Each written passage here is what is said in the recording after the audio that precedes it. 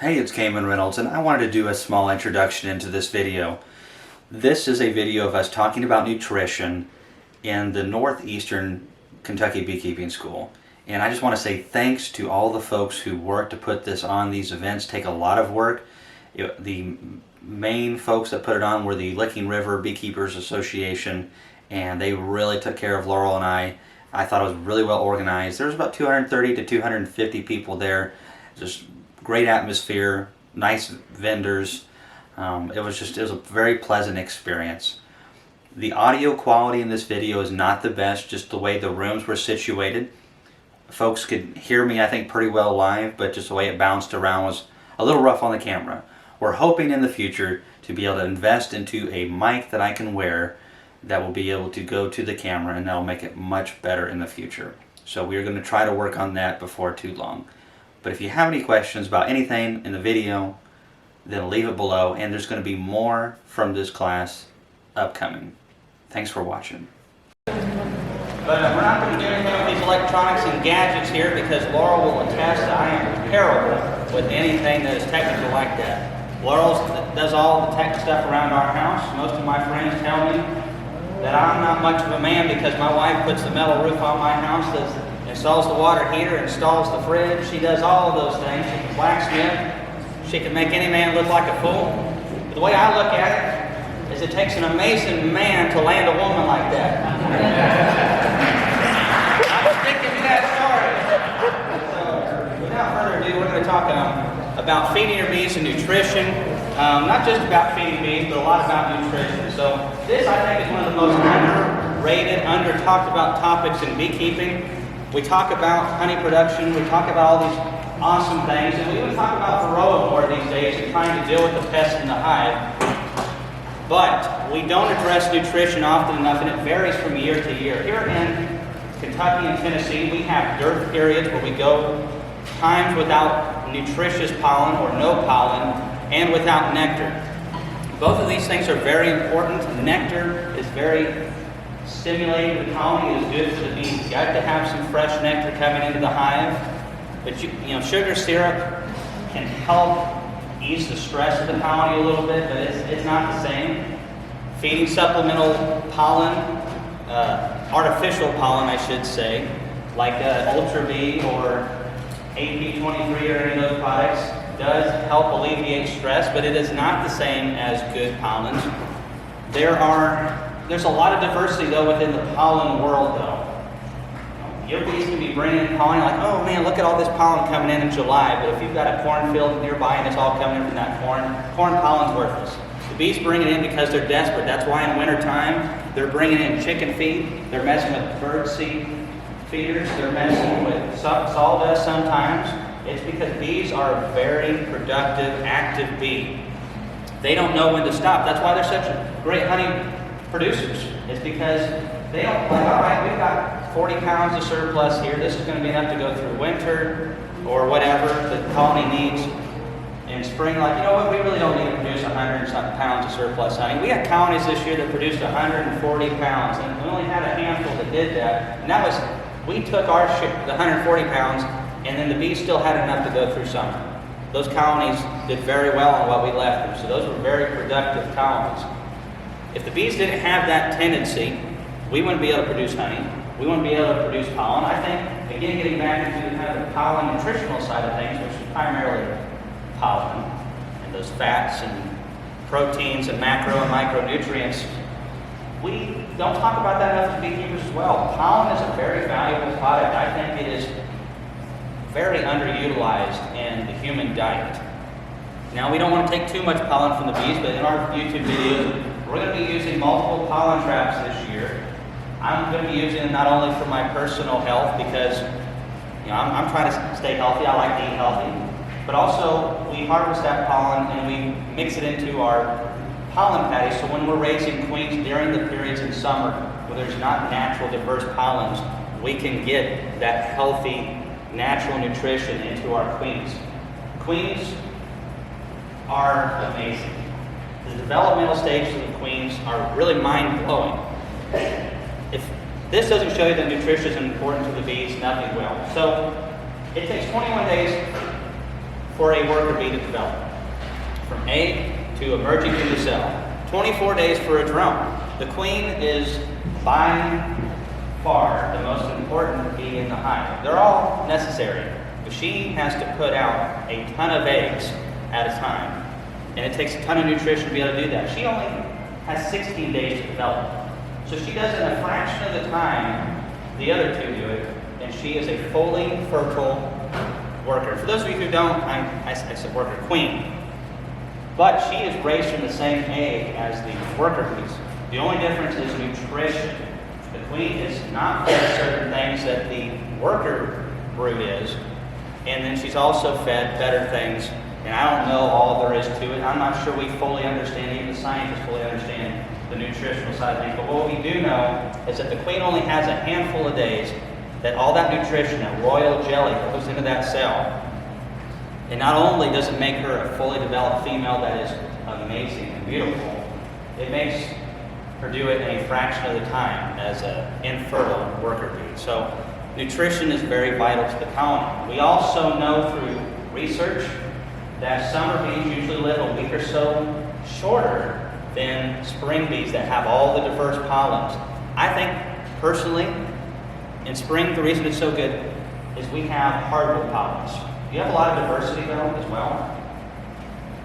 I love agriculture. I love growing things. I love studying about the world that we live in. Trees are able to delve down dozens of feet under the ground. And because of that, they're able to access a lot of trace minerals that are lost, and they pull them up through the bark and the leaves. And because of that, they're also able to bring it up into the pollens. This is a theory of mine. It makes sense to me. There are also plants that are not trees that produce good pollen, but some of our best pollens come from big trees. And I believe that's because they can delve deep into the soil and access. They also have a huge root system. A lot of, even during the years when we have a really dry spring, they can still produce good pollens because they're able to reach down so far. The clover is going to dry out, but you can still kind of count on those trees. Do we have any of those kind of things in fall or summer? Not really. A couple things here and there. But in spring, we've got maples, we've got box elders, we've got oaks, hickory catkins that are producing ash. There's so many types of trees that are producing pollens, not to mention the clovers, the French Phacelia, which in some of my videos I show these creek banks in my area that are just covered in little humble white flowers. The henbit, dead nettle. There's all kinds of diversity in spring. That's why it's easy to be a beekeeper in spring, is because your bees have all the things that they need as long as they have a good queen, they have a decent amount of bees to help her out, and they aren't being diseased by either maybe being exposed to something poor or more often than not have high levels of Varroa population. Now, young colonies that you purchase probably aren't going to have a high level, but second-year colonies that are left untreated many times do. There's a lot of variables there. So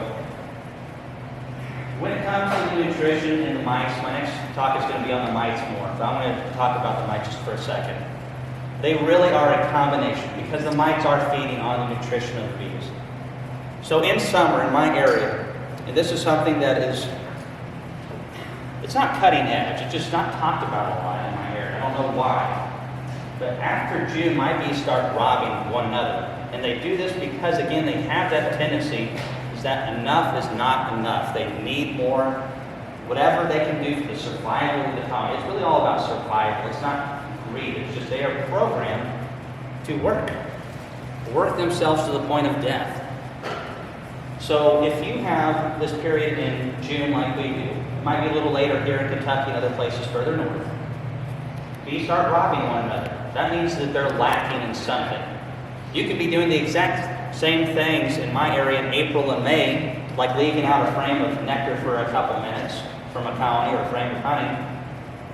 The bees just keep on going to the clover and keep on going to the basswood trees or tulip poplars or whatever. They ignore that frame. You leave a frame like that out for a handful of minutes in July and late June and August, you're going to, especially with 40 to 50 colonies to a yard like we have, you're going to have a fun robbing event. And the colonies are going to go after one another.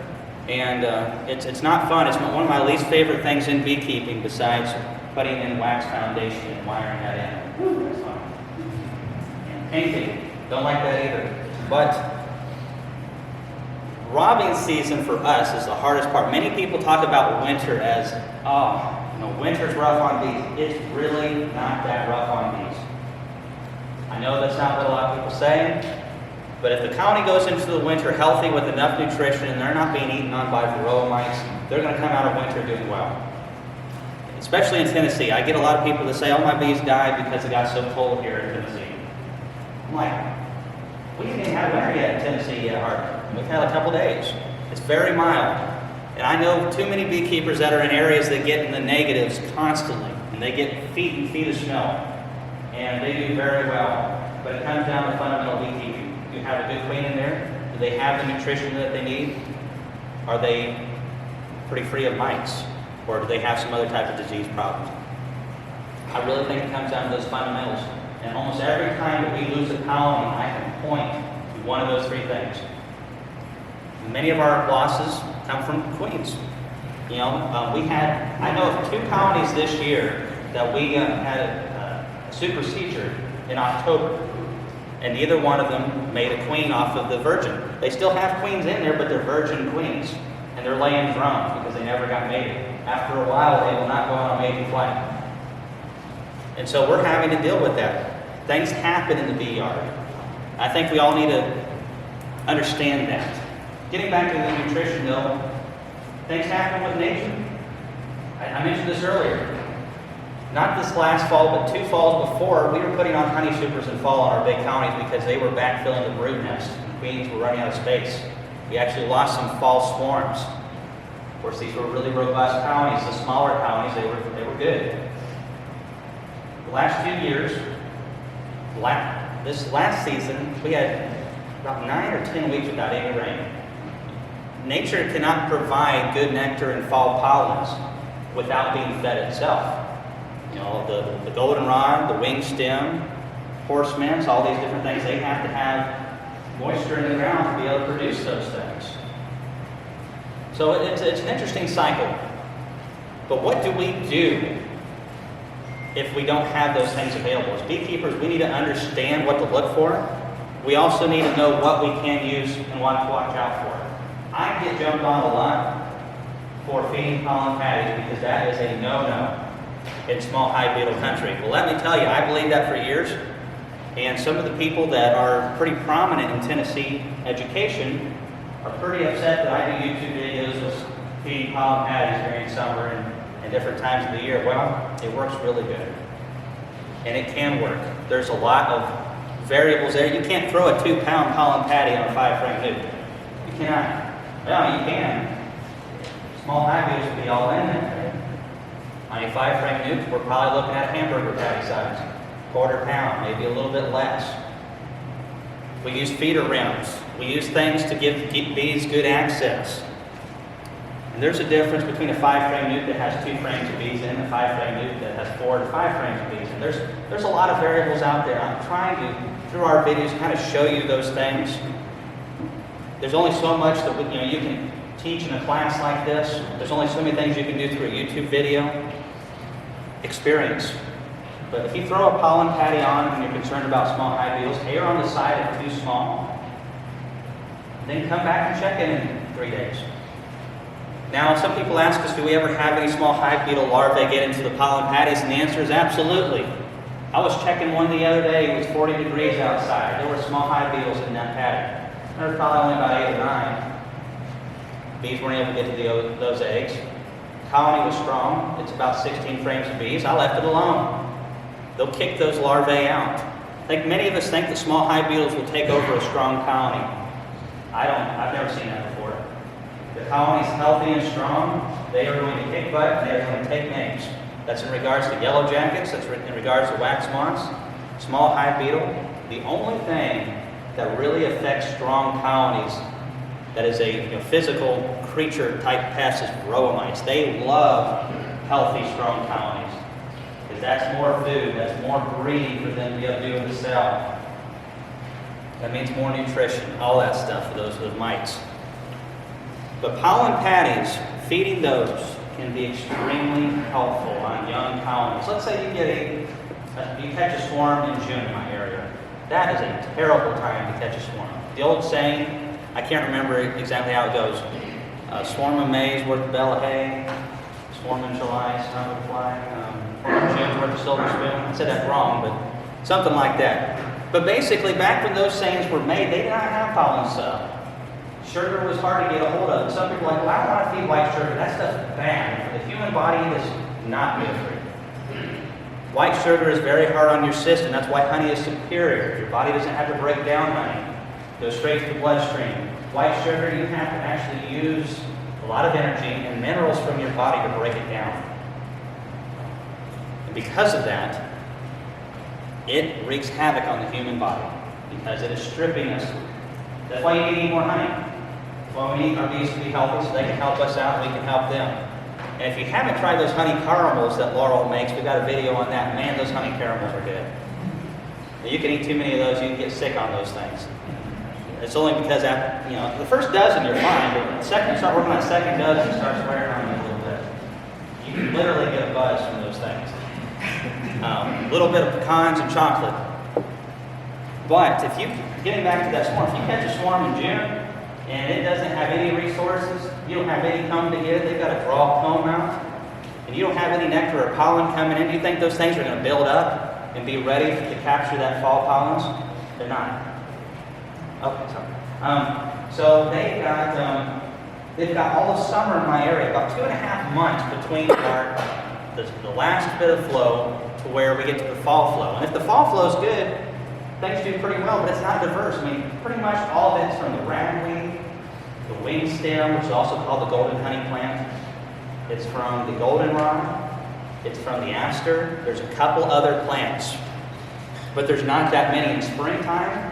I don't even know how many there are. There literally could be 100 in spring. There's so much diversity from obscure vine plants, trumpet vines, poison ivy. They get pollen from poison ivy. I wish I could eat that and make me immune. That would be fantastic. If I could figure that out, start selling that product, I'd be a millionaire. Unfortunately, I break out if I look at poison ivy too hard. But if I take that same colony that would have starved and died throughout summer, and I fed it pollen patties, even just a little bit along, or if I have some colonies that have plenty of nutrition, because that's the nice thing about having more than 1 or 2 colonies is you have more options. I've got my champs over here that just produced, maybe 100 pounds of honey on a good year or more. And they've got bee bread down there. I can pull a frame of brood out of there, I can pull a frame of bee bread and honey, and I can throw it over there, and that helps out. Then throw a little bit of pollen patty, feed them up. By the time that fall flow comes around, that colony's 10 frames and more strong, and now it's going to be able to take full advantage of that. And a lot of people don't like feeding unnatural stuff. I don't either. It's expensive. It's a pain in the rear end. It takes a lot of time. And the bees will never do as good on the fake stuff as they do on the real stuff. They won't. I've never been able to stimulate a colony to lay as much brood. I've never been able to get them to keep as big of a population as they do off of those nice spring pollens and nectars. But when a colony needs that help to make it through winter or to make it to fall to where they can bring in that real stuff, you need to do it, unless you want to lose that colony. Some people are adamant about being, more natural, and I'm inclined to be that way. Shoot, I started out that way, treatment-free, started out no feeding ever, and you want to talk about seeing bee apocalypse and bee collapses? It was really disheartening. About 3 or 4 years into it, I about gave it up.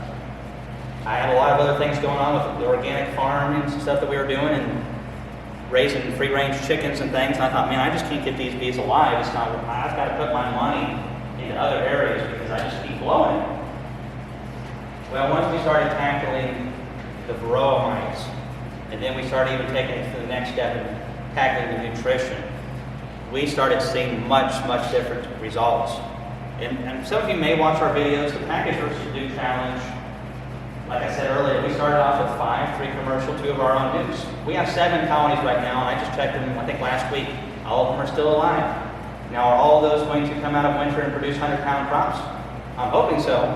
But realistically, even if I can just get 5 of those to survive, that's my initial investment. And I think as beekeepers, we need to plan for that. I truly think sustainability is one of the keys to being successful. Whenever you have to start over every year with new bees, it's hard. You're starting late, the colonies are small. When you've got a colony that is as tall as I am or bigger, which is definitely doable, you realize how many times you can split that sucker? You can go down to that brood and you can split it over the course of the year, and you can have the original colony and you can at least make 2 more off of it. That's easy. As long as that colony is healthy and has plenty of brood, you can turn that into 3. So you can afford to lose 2 colonies and you still be right where you're at. That's the way nature works. Like I was talking earlier about the whole USDA thing. I didn't say it quite right, but in the first year, about 70% of the colonies die. But nature doesn't need all of them to survive. They just need that 30% or whatever it is to survive and be able to reproduce. And some of you are asking, well, nature, what about the nutritional side of nature? Who's feeding them pollen patties? Who's feeding them sugar syrup? Who's treating Varroa in those colonies? This is my personal opinion. The 70% that die are the ones that are getting that addressed. The 30% that survive are the ones that have found a way to shed the mites and that did have enough nutrition to survive. It doesn't mean they're going to be big, robust colonies. They just need to survive, swarm, and repeat the process the next year. Now, as far as the Varroa mites go on that, we know that roughly a colony that's brooding have 80% of the mites are in the brood. You know, I'm sure there's variables there, but when a colony is brooding heavily, the mites are in the brood. That's where they want to be. That's where they're reproducing. That's where the best nutrition is. And so when a colony swarms, what's leaving the hive? Is it a bunch of nurse bees and a bunch of brood? No, that's staying with the parent colony. The swarm heads on out. It sheds a lot of mites by doing so. And a colony usually, if it's a real strong, healthy colony like this, not just let it go, it'll swarm 2 or 3 times. First swarm's going to be massive. We're talking like 5 or 6 pounds apiece on a prime colony like that. Usually in nature, the colonies don't get that large because they don't have a beekeeper to give them ideal cavity space. It's hard to find trees and areas in the woods that are going to have cavity space like that. So those bees swarm out, and they shed mites doing so. There's a brood break there as well that also is a little hard on mites. I highly recommend, and I'm going to be talking about this more in the next class, brood breaks for Varroa control. We've got to use a combination and all the tools at our disposal to be able to control the mites. I think we are on the cusp of developing more and more natural things that are going to deal with the mites, but it's only through collaboration, working together, and keeping our bees ultimately alive so we can take the next step in being better beekeepers, that we are going to be able to push the boundaries of where we're at. It's just a matter of time before we get new pests over here. I mean, I don't want it. Trust me, I wish we could get rid of the ones we have. But that's just the reality of life. Things change. It's mind-blowing since I was a kid in the 90s how much technology has changed. If you'd have told me then that I'd be beekeeping, I would have told you were a crazy person.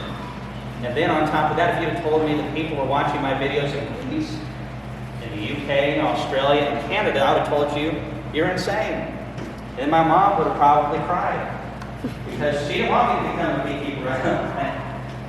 But I told her, she's like, well, are you sure you really want to do this? And I said, well, if you wanted me to be someone normal, you shouldn't have named your son Kamon. I mean, Kamon. Where did that come from? I didn't spell like the Kamon Islands. So that's a great conversation starter. I've had people ask me if they named me after the Kamon crocodile, and my response is, I hope not. So, and then my other brothers got named fairly normal names, so I don't know what happened.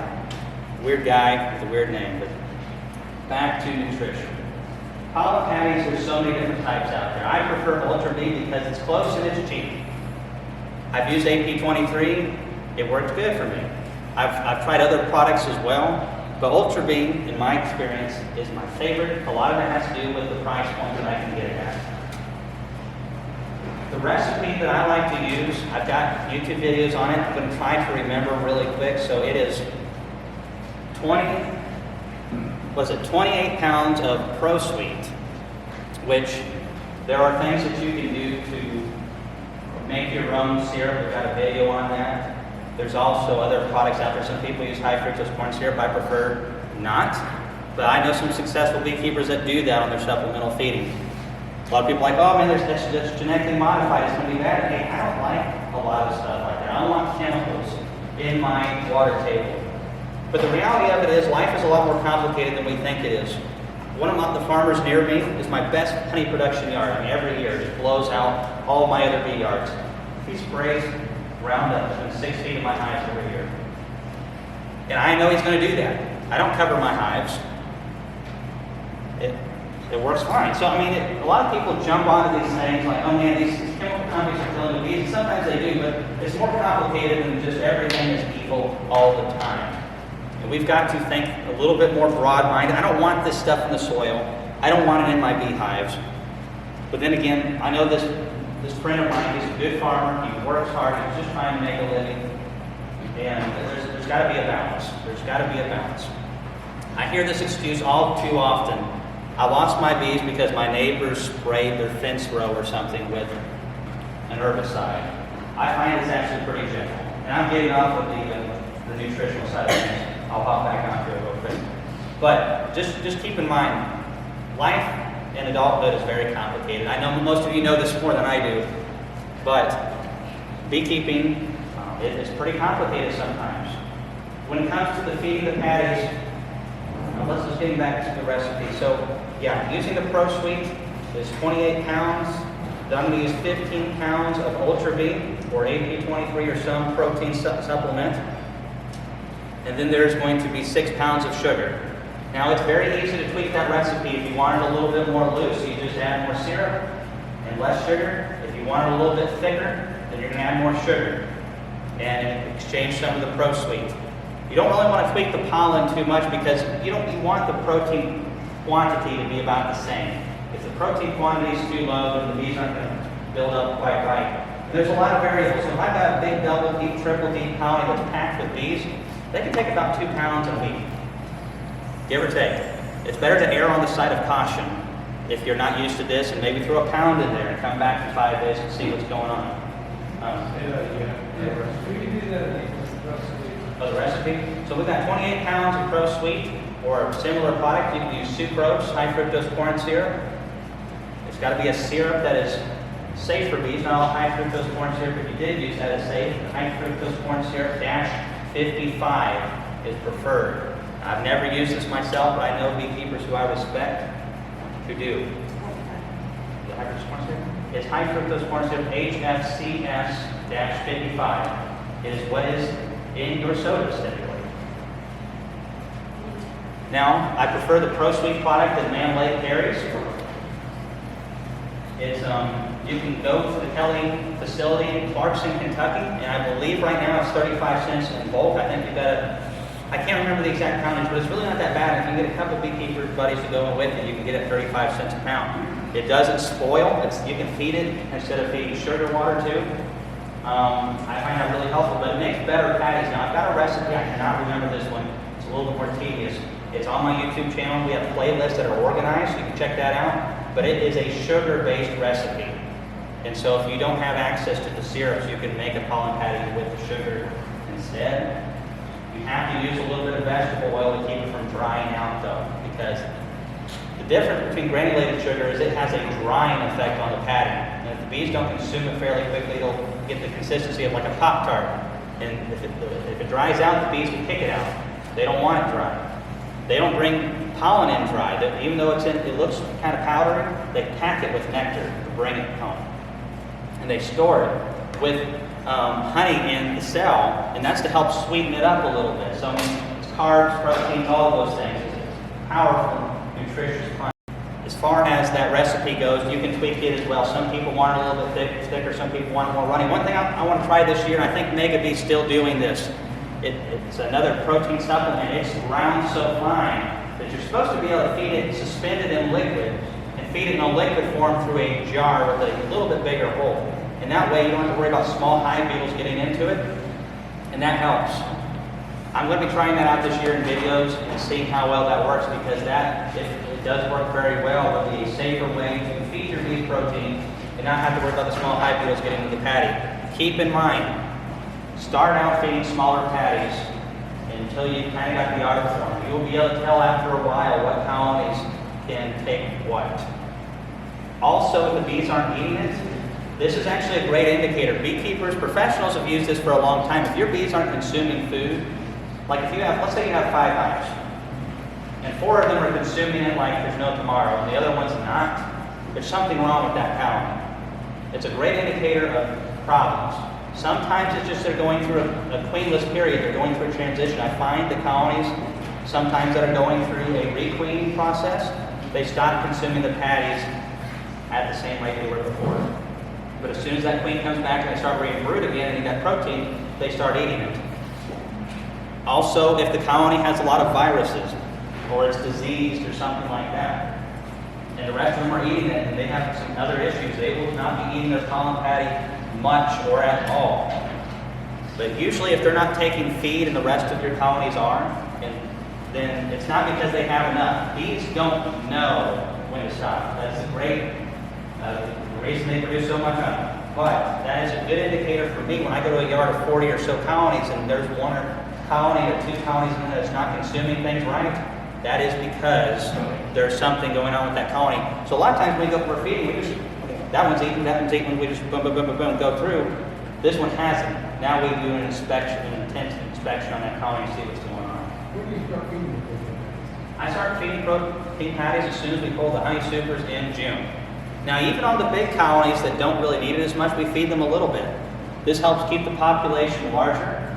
This helps us make a few additional splits, which helps us be more sustainable because we have insurance colonies, so when we do lose bees, it happens. Queens don't come back from mating flights. Sometimes we don't get to some of the colonies and we don't treat them quite well enough, and we lose some colonies to mine. We really try to avoid that. We do a very good job these days, but we start feeding usually sometime in early June. That's in my area. Here you might still be producing natural, healthy pollens, and if there are a lot of diverse, healthy pollens come in, they will not touch that patty. This is not something that substitutes. Even though they call it a substitute, it does not take away from the bees gathering the natural stuff. If they've got the natural stuff coming in, they're not going to eat that pollen patty. Is that considered a pollen patty or is it considered a protein patty? Yeah, the winter patties, they have very little protein in them, and so it helps maybe a tiny bit on the protein side. But honestly, I haven't used those a whole lot. I'm talking about pollen patties. We're talking like 14, 15 plus % protein. You don't feed in the spring? I'm feeding some pollen patties right now. Now, especially on the small colonies, we started feeding those things in late January, and that helps them build up. We've had some natural pollen come in. The maples were able to bloom for a bit, and colonies were just bringing in pollen like there was no tomorrow. It's awesome. And then we have weather like this, and they can't fly for 10 days. Well, on the colonies that have bee bread safe from fall, it might not be that big of a deal. But what about all these little splits that we made? What about this year where we had 2 odd months of no rain where they weren't able to bring in as much bee bread? They benefit from those pollen patties quite a bit. They benefit from it quite a bit, and it helps them brood up incredibly. I mean, right now I've got colonies that are pushing 3 frames strong. Those are our honey productions. Go ahead. So are you feeding your pollen patties basically anytime you don't have honey supers on? Most of the time, and it just depends on the colony strength. If it's a small colony like a 5-frame nuke, what she was asking was, do I feed them as soon as the honey flow's done, or there's nothing natural coming in? Do I feed them immediately? You can, but it just really depends on the colony strength. If the colonies are honey production size, we're not too concerned about it. They have so much extra bee bread, so much honey, we'll eventually get around to feeding that. But it's not like we've got to get to it right away. But let's say we make splits off of those, which we commonly do. Those splits are going to need to be fed immediately. And when you have that forward momentum coming out of spring, and you start feeding immediately, it's easier to maintain that momentum. It's really hard if they've dropped off the face of the earth, the queen goes from laying 1,200, 1,500 eggs a day and drops down to 300, 400, it's really hard to get back up to that level. So if you're just kind of getting ahead of the curve on what your bees need. Identifying, okay, I know my season, we're within a couple weeks of nectar flow and pollen flow being done. This colony is not going to have enough. The colonies that do have enough, you're going to leave them tons of honey. I don't want to see a big colony. Anything bigger than 10 frames of bees, I don't want to see it ever without 3 deeps worth of honey or sugar syrup in there. It doesn't have to all be like 3 solid frames, but there needs to be the equivalent of at least 3 deeps worth of honey. Now, 5-frame nukes is going to be a different story. You know, if they have 3 deeps of honey, that only leaves 2 frames for bee bread and queen to lay. But if I have a colony that's bigger than, 10 frames or stronger, in order for them to maintain proper growth, they're going to have at least 3 frames of energy. And that comes from the honey. Honey does have beneficial things in it, but it is primarily an energy source. But if they don't have it, even right now, if your bees have enough to survive, but not excess, they know that. They're going to hold back on that queen. They're not going to feed her as much and stimulate her to lay to her fullest potential. They are not going to be those colonies that get to 4 to 5 beeps worth of bees and produce those insane honey crops. The difference between our colonies that produce 120, 140 pounds of honey and the one over here that only produces 80 pounds is just bee strength. So you can't have that bee strength in June. You can't have that bee strength in the middle of May in my area. You have to have that bee strength ready by the 2nd or 3rd week of April. And that only comes from a colony that has a great queen, that has no pressures from mites primarily, and it has enough nutrition that that queen is allowed to lay to her fullest potential. She doesn't decide, hey, I'm going to lay this many eggs a day. She is fed by bees and based upon what is in the hive and what is coming into the hive. So if they feel like they're not at their fullest capacity and up to their fullest potential nutrition-wise, they are going to hold her back. And the queen that's laying 1,000 eggs is not going to produce as much as the queen that's laying 1,500 eggs a day. So there's just a lot of little variables there. But when it comes to nutrition, every year is different. Most springs, I say spring, I'm talking about right now for me. These early pollens coming out of late winter and early spring, most years, they're pretty good in Tennessee. But usually about every 3, 4, 5 years, we'll have one of those really hard late freezes, or we'll have some wonderful rainy weather like we've been graced with the last couple of years. And the bees, yeah, it's out there, but the bees can't get out of the hive to get to it. That's where those pollen patties can really come into play. So, I mean, we're not doing this really to prop the bees up. Some people would argue that we are. I have found no evidence to the contrary. The only thing I have found is that my bees are doing fantastic. They're doing great. I can make more of them so I can have more sustainability. I also find that they just perform better. They're more resistant to problems. Bees that are fed better live longer. We know that. But think about, this is one thing that concerns me. Again, talking about winter and summer. Summer is my concern. If you can do well in summer, and I believe in Kentucky and Tennessee, you can do well the rest of the time of the year. Summer is our hurdle in this area, especially Tennessee. And maybe Kentucky's not as bad, but I know for me, July and August especially, brutal months for bees.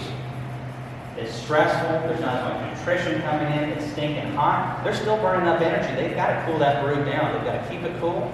They've got to do that by going and bringing in water, fanning that air through the hive. That takes honey. That takes energy. That takes bee lives. Some bees during summer, they'll spend their whole lives just cooling down the hive almost. Take care of brood early on as a nurse bee. Go out. There's no pollen to get. There's no nectar to get. They're cooling down the hive, but they're still burning up through resources. It still takes proteins and fats and nectar. And as long as your hive has enough honey and bee bread, you're good. I'm not saying everyone has to do the system that I'm doing where you're feeding constantly, and we don't feed constantly, but on your little colonies, it will make a world of difference. I have a lot of people that purchase bees from us, and I get a lot of reports back the next year on why their bees die, or they're asking questions, why do my bees die? Well, we had 2 instances last year, very interesting. One guy said, hey, my queens aren't laying. You sold me 2 nukes without queens. He lived 6 miles from me. And he was in a local bee club. I should have just left it alone because I really don't have time for this. But I went over there, and one of them had swarmed out, and the other one, the queen was in there, but she wasn't laying at all. You know why? He didn't take my advice, and he fed them 2.5 gallons of feed each immediately. A 5-frame nuke has about 3-ish pounds of bees, give or take, in brood. So 2.5 gallons of feed is like 24 to 30 pounds of food, depending on the type of, if it's a 1-to-1 or if it's like a syrup thickness. So that's it's like someone sticking, a pile of food taller than me in the hive. And bees don't know when to stop. They took all of it in, and when we sell our nukes, that's our most prime part of the season. He probably didn't have to feed them at all immediately. I told him, I said, give them a quart a week and watch the brood. What we're wanting to see, if we've got a frame of brood, let's say this right here, Stevie, is a frame of brood, and it's in the middle of the cluster. Of course, your outer frames are typically going to house your honey, it's going to house your bee bread, and then your middle frames are going to house most of your brood and have kind of a little bit of honey and bee bread. You want to see your brood right in here. You want to see a layer of pollen above that, and then you want to see nectar or honey above that. That's ideal conditions. Whenever you're not seeing bee bread above the brood, when you're not seeing nectar or honey above the brood, they are not in not in a prime nutritional state. They want that food close to the brood. What he was seeing was nectar, sugar syrup, all over the place, and occasionally there was brood in between because he fed them so hard. You can backfill the colony. This is the number one cause for swarming in spring is when you don't have enough comb space. You need the bees to be able to move that nectar up out of the queen's way. If it ever starts backfilling her laying room, that's one of the causes, one of the main causes for swarming. So giving them plenty of space is one of the number one things you can do. Even if you do everything the best, bees still want to swarm a little bit because it's in their nature. It's just like a cow and a bull wanting to get together to raise a calf. It needs to happen because if it doesn't, you're not going to get any more bees, not going to get any more cows. So what we usually do is we cut back from those colonies in spring, and we've actually pulled some brood, kind of mimicking a small swarm, if you will. And that way, we don't have to worry about it. We'll be doing some more videos on that. But you really need to see in your colonies honey above the brood or sugar syrup, and you need to see some protein. If you're not seeing these things, that's a sign that they don't have extra because they only have it on the outskirts of the brood. Now, one other thing that you want to see is when you're looking into colonies, and this is very important. I'd like all of you to do that this year. I wish I'd have known this a few years into beekeeping. Is when you're looking into your larvae, get a magnifying glass if you have to. Just don't have the sun shooting through that and burn them up. They don't like that very much. You want to have your larvae, and you want to check, of course, before they hatch them.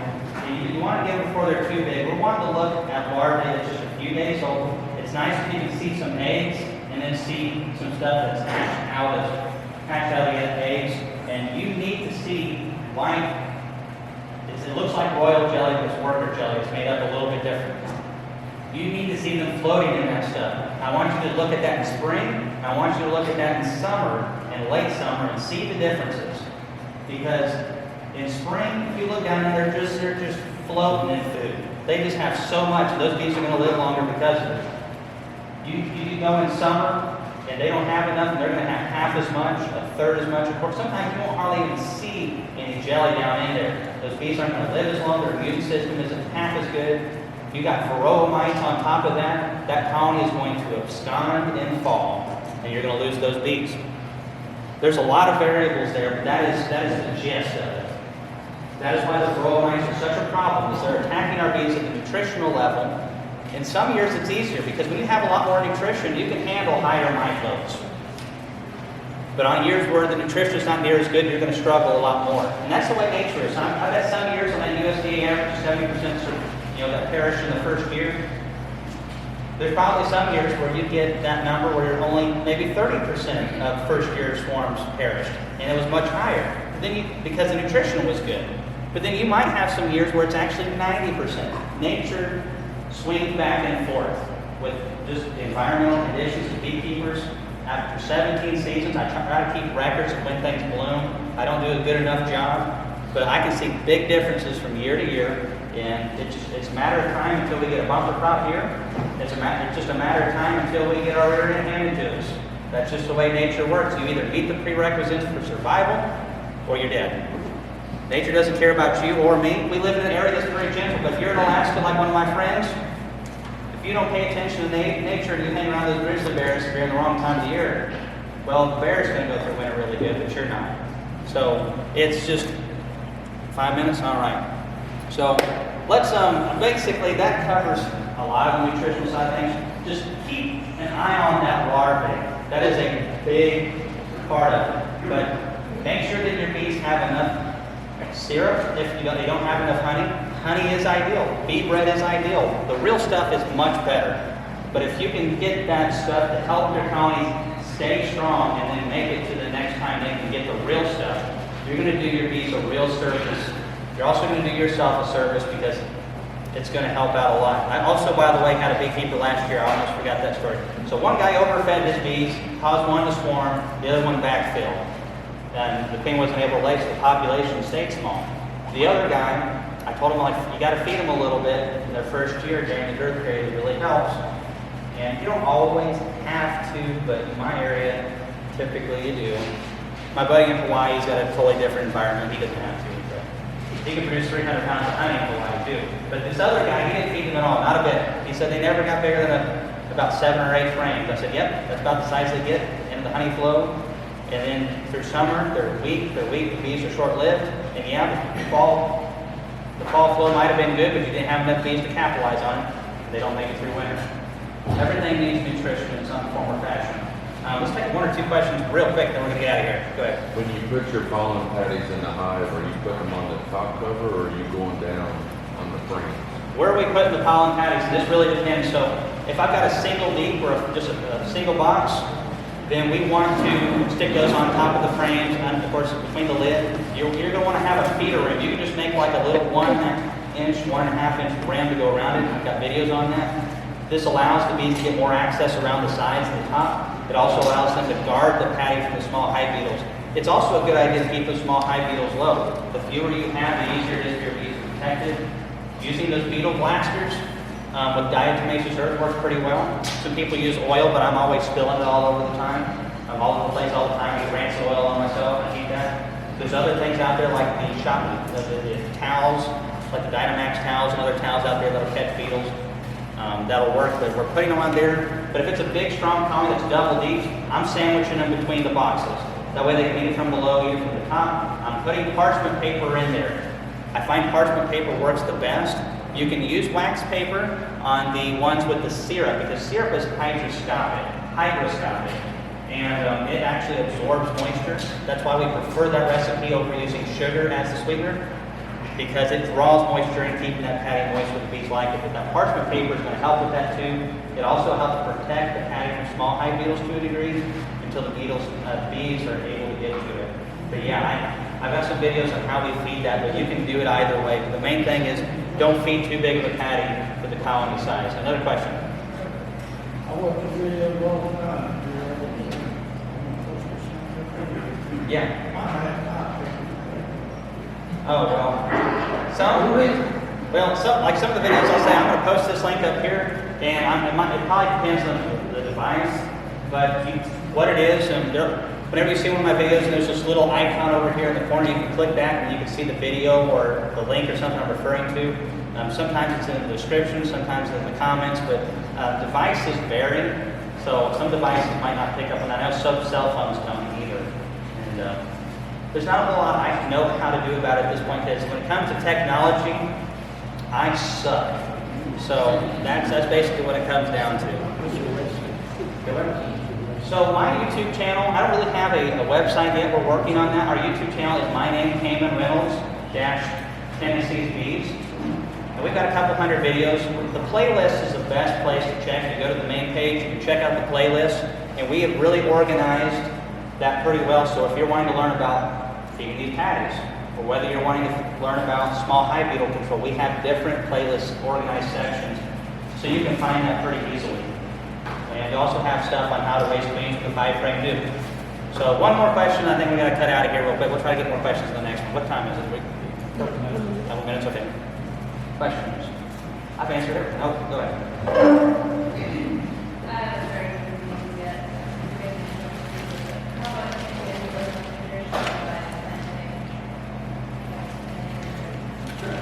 So she's asking, how do we influence, or can you influence the bees' nutrition by planting stuff? And that is an excellent question.